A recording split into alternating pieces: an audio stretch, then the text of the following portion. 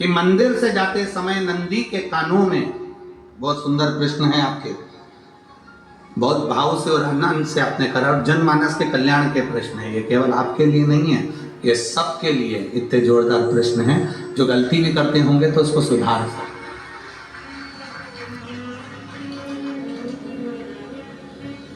आपने कहा कि नंदी के कानों में कहना चाहिए, लोग हंसते हैं, कहते हैं बताओ वो नंदी के कानों में भगवान को कहना चाहिए।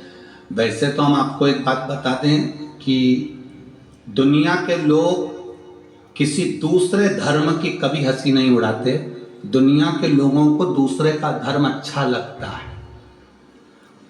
दुनिया के लोग सबसे ज्यादा हंसी उड़ाते हैं तो हमारे सनातन धर्म की ही उड़ाते हैं, और जी खुद उड़ाते हैं, दूसरा उड़ाने वाला नहीं होता। दूर के ढोल हमें समझ में आते हैं, उसका धर्म हमें समझ में आ गया, उन्होंने क्या है ऐसा है, आओ कुछ नहीं, उनके धर्म में ऐसा है, कितना आनंद हमें दूसरे के धर्म में लग रहा है, और हमारा सनातन धर्म हमको बुरा लगता है, हमें बुरा लगने लगा।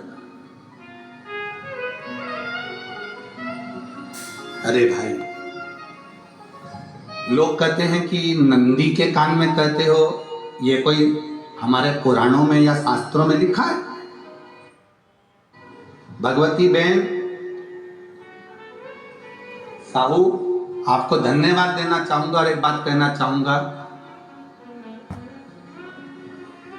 जितनी भी शिव महापुराण के अंतर्गत चाहे उपाय जो बताए जाते हैं कि बेलपत्री ऐसे चढ़ाना, काली मिर्च ऐसे चढ़ाना, चावल ऐसे चढ़ाना, धतूरा का क्या महत्व है, शमी के पत्ते का क्या महत्व है, बेलपत्री के पत्ते का क्या महत्व है, ये जितनी भी बातें बताई जाती हैं ये सब पुराण के अंतर्गत से बताई जाती है। अब दुनिया के लोग इसको चाहे टोटका कह दें, चाहे दुनिया के लोग इसे टोना कह दें, पर पुराण से हटकर कुछ नहीं। और आप लोगों को अगर बोला है कि नंदी के कान में कहकर भगवान शंकर के मन में बात पहुंचे, तो ये क्यों कहा, तो ये भी हमारी शिव महापुराण में लिखा है, जलंधर के चरित्र में। कोई आपसे कहे कि नंदी के कान में बोलने से क्या होता है, ये जलंधर का चरित्र कह रहा है। मां पार्वती जी का हस्त कमल पकड़कर जलंधर लेकर जाने लगा।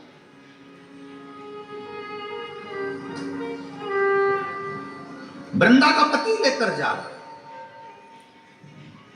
वृंदा तो भगवान की भक्ति में लीन रहती थी, उसको तो जलंधर को सबसे ज्यादा तकलीफ थी नारायण से, पर शिव के पास आ गया, क्योंकि ईर्षा प्रवृत्ति अभी कथा में कहा, कोई ऐसा होता है जिसको तुमसे देर नहीं होता तो भी अंदर से ईर्षा जाग जाती है, कोई ऐसा होगा जिसको अंदर से ईर्षा जागती है, अपने आप अंदर से ईर्षा जागती है, उसका कोई भी पर ईर्षा जाग, भीतर से ईर्षा जाग। ना आप उससे मिले हो, ना कभी वो आप उसके सामने बैठे हो। कई लोग किसी ना किसी की बुराई करते हैं तो हम लोग पूछ भी लेते हैं, क्यों साहब उनसे मिलकर आए हो क्या तुम? कभी नहीं मिल किया, कभी उनका सामना हुआ नहीं हुआ, तो फिर बुराई क्यों कर रहा? एक ने कर दी थी इसलिए हमारे ध्यान में था तो हमने भी कर दी। लो, वो कुआं में डूब के मरेगा तो तू भी मरेगा का? नहीं। नंदी सामने बैठा है, गणेश जी को मालूम पड़ गया, कार्तिकेय को मालूम पड़ गया, मां पार्वती जी का हस्त कमल जलंधर ने पकड़ लिया और लेकर चला। मालूम पड़ गया, तब नहीं रहा गया। गणेश जी को क्रोध आ गया और गणेश जी महाराज आए, शिव जी को जगाने लगे, पिताजी पिताजी पिताजी कर जगाया, उठो पिताजी, पिताजी उठिए, पिताजी जागिए, पिता को जगा रहे। भगवान शंकर नहीं उठे, तप में लीन थे। क्या करें हम? जलंधर के पास में इतना बल है, इतना बल है, और पिता की आज्ञा नहीं होगी तो हम कैसे मार देंगे इसको? मारने को तो हम मार दें। मां ने आज्ञा करी थी कि जलंधर उसको तारकासुर को मार दो, तो कार्तिकेय ने तारकासुर को मार दिया। शिव जी की आज्ञा नहीं तो हम इसको कैसे मारें? क्या करें? सब कुछ गणेश जी ने देख लिया, शंकर जी के ऊपर बहुत बहुत बहुत बहुत प्रार्थना कर कर देख ली, पर शंकर जी नहीं जागे। तब आखिरी में विनायक ने, गणेश ने, जितने लोग आस्था चैनल पर कथा सुन रहे हैं, जितने लोग फेसबुक यूट्यूब पर कथा सुन रहे हैं, इस बात को याद रखना कि नंदी के कान में कहने से क्या होता है, वो इस कथा से सीख लेना। आखिरी में गणेश जी को लगा किसको कहूं, शंकर जी भी तप में हैं, नंदी भी तप में हैं, मैं किसको कहूं? शिव जी को कह कर थक गया, पिताजी को बोल बोल कर थक गया, पिताजी जागते नहीं। अब मैं किसको कहूं ये बात, किससे कहूं?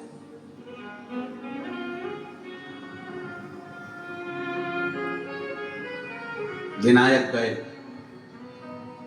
सीधे अब नंदी के पास में। नंदी भी तप में लीन थे, शंकर जी की ओर मुख था, शंकर जी की ओर मुख था। गए और जाकर तुरंत विनायक ने नंदी के कानों में जाकर कहा, नंदीश्वर, मैया का हाथ पकड़कर जलंधर लेकर जा रहा है, पिताजी तप में लीन है, कृपा करिए ना। बस केवल नंदी के कान में कहा, गणेश जी दूर हट गए। नंदी के कान में कहा, शंकर जी के नेत्र खुल गए, शिव जी के नेत्र खुले। ध्यान देना जरा, इस शिव महापुराण की, आशुतोष शिव महापुराण की कथा, जो कथा यहां कही जा रही है, यह कथा पहले के चरित्रों में सुनने को नहीं मिली होगी। जरा ध्यान देना संवाद पर, जितने लोग आस्था चैनल पर, जितने फेसबुक यूट्यूब पर सुन रहे हैं। सनातन धर्म की हंसी उड़ाने वाले कह देते हैं नंदी के कान में कहने से क्या होता है, नंदी के सामने जाकर बोलने से क्या होता है, नंदी के पास बैठकर बोलने से क्या होता है, नंदी के पास बैठकर शंकर जी का मात्र दीदार करने से क्या होता है, दर्शन करने से क्या होता है। वो अच्छे से समझ लेना, जो लोग सनातन धर्म पर उंगलियां उठाते हैं, वो अच्छे से समझ ले इस बात को।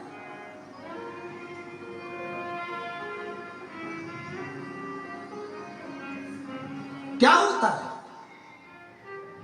नंदी तप में लीन, शिवजी तप में लीन, शिव नहीं उठ रहे। विनायक ने नंदी के कानों में जाकर कर दिया, नंदी के कान में जाकर कहा, नंदी के नेत्र नहीं खुले। नेत्र किसके खुले? जम के बोलो, महादेव के खुले, शिव जी के खुले। ये मन का तार, नंदी शंकर की आराधना कर रहे थे, शिव अपनी भक्ति में डूबे थे। यहां कहा, यहां पहुंचा, जो दिल में था उस तक बात पहुंच गई। नंदी के दिल में शिव थे, तुम कहे, नंदी ने शंकर तक बात पहुंचा दी। वो सूत्र जो बंधा था दिल से दिल तक का, वो पहुंच गया। वो सूत्र जो दिल से दिल तक बंधा हुआ था, मन से बंधा हुआ था, खबर वहां तक पहुंच गई, खबर पहुंच गई। उसको जान लुटाइए, ये मौका मिला है आनंद का, दिल से प्रेम लुटाओ। नंदी से कहा, नंदी ने देवादिदेव महादेव से नहीं कहा, केवल नंदी आंख बंद कर बैठे थे। कहते से ही भगवान गणेश के शब्द शिव जी तक पहुंच गए, शिव जी के नेत्र खुल गए और उन्होंने जलंधर के पास पहुंचकर पार्वती जी का हस्त कमल छुड़वाया। जरा विचार करिएगा, आप नंदी से कहते हो मेरे महादेव तक बात पहुंच जाती है, आपको केवल नंदी से प्रेम से कहना है, नंदीश्वर मेरे बाबा, ए मेरे बाबा, आप रोज शिव जी को लेकर भ्रमण पर निकलते हो, मुझे बहुत दुख है, आप मेरे दुख को मिटाने के लिए मेरे दरवाजे पर क्यों नहीं आते? नंदीश्वर से कहा, शिव जी तक बात पहुंच जाएगी, शंकर के नेत्र आपके लिए खुल जाएंगे और महादेव आपके यहाँ खड़ा हो, मेरा महादेव आपके पास में खड़ा हो। आशुतोष महापुराण की कथा कहती है, लोग कहते हैं नंदी को कहने से क्या होता है, ये शिव तत्व की कथा आशुतोष महापुराण कह रही है। कहा वहां तक पहुंचा, दिल से दिल का कंठ। जो भगवान नंदी के कानों में कुछ कहकर आते हैं, बोले हो कभी? सीधे बोल देते हो क्या जाकर? नंदी के कानों में कहने का भी एक तरीका है, आप लोगों को मालूम होगा वो तरीका? नहीं मालूम? ये बेलपत्री की जो डंडी रहती है ना, बीच का जो भाग है, ध्यान दिए ना जरा सा, ये बीच की जो डंडी है, फिर से देखिए, बेलपत्री के 2 पत्ते और उसके पास में जो बीच की जो डंडी का भाग है, दिख रहा है आप लोगों को?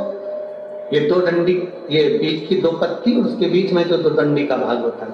जब हम देवाधिदेव महादेव से कोई बात करने वाले होते हैं ना कि बाबा बहुत दुखी हूँ, बाबा बहुत तकलीफ चल रही है, बाबा मैंने कंपटीशन एग्जाम में परीक्षा दी है, बाबा मेरे जीवन में ये तकलीफ हो रही है बाबा, तब इस बेलपत्री की जो ये डंडी होती है, इस उंगली से, इस अंगुष्ठ से इस डंडी को पकड़ा जाता है और बाबा के कर्ण में कहने से पहले ये हाथ को नंदी के ऊपर रखकर फिर हम बाबा के नंदी के कानों में कहते हैं और चलते समय इस बेलपत्र को अशोक सुंदरी की जगह पर चढ़ाकर वापिस सजाते हैं। देवाधिदेव महादेव को पार्वती की बात मानना ही पड़ती है और वो कहना है।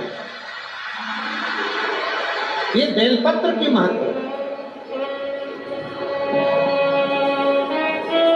ये जितना फल एक बेलपत्र की पत्ती में उतना कि उतना फल, हम आपसे फिर कहेंगे, कभी मौका मिल जाए जिंदगी में, कभी तुम्हारे जीवन में अगर मौका मिले और कहीं बेलपत्री का वृक्ष मिल जाए जिसकी छांव तुम्हारे ऊपर पड़ रही हो, तुम्हारे ऊपर अगर बेलपत्री की छांव पड़ रही हो, उसके नीचे बैठकर कभी मौका मिले, एक बेलपत्री का पत्ता मात्र रखकर आप शिव जी का नाम लेकर जल भी अगर समर्पित कर रहे हो ना, तो वो 12 ज्योतिर्लिंग को जल चढ़ाने के बराबर फल प्रदान कर। एक बेलपत्री का पत्ता, एक बेलपत्री का वृक्ष, एक बेलपत्री के वृक्ष की छांव हमारे जीवन को कृतार्थ कर देती है, धन्य कर देती है। कृतार्थ। कभी भी शंकर के मंदिर में जाओ, शिव जी का पूजन कर जब वापिस आओ, तो शंकर भगवान के मंदिर में जो बाहर नंदी बैठा है, उसके कानों में ओम नमः शिवाय बोलकर अपने मन की कामना उसके कानों में बोलकर आप आ जाइए, आपकी कामना 3 महीने में पूरी हो जाती है। नंदीकेश्वर भगवान का स्मरण करिए। अगर 7 बेलपत्र आप शंकर को समर्पित करते हो तो 1 बेलपत्र नंदी भगवान पर भी अवश्य समर्पित करो। नंदीश्वर भगवान शिव को समर्पित, 1 बेलपत्र नंदीकेश्वर की ओर चढ़े।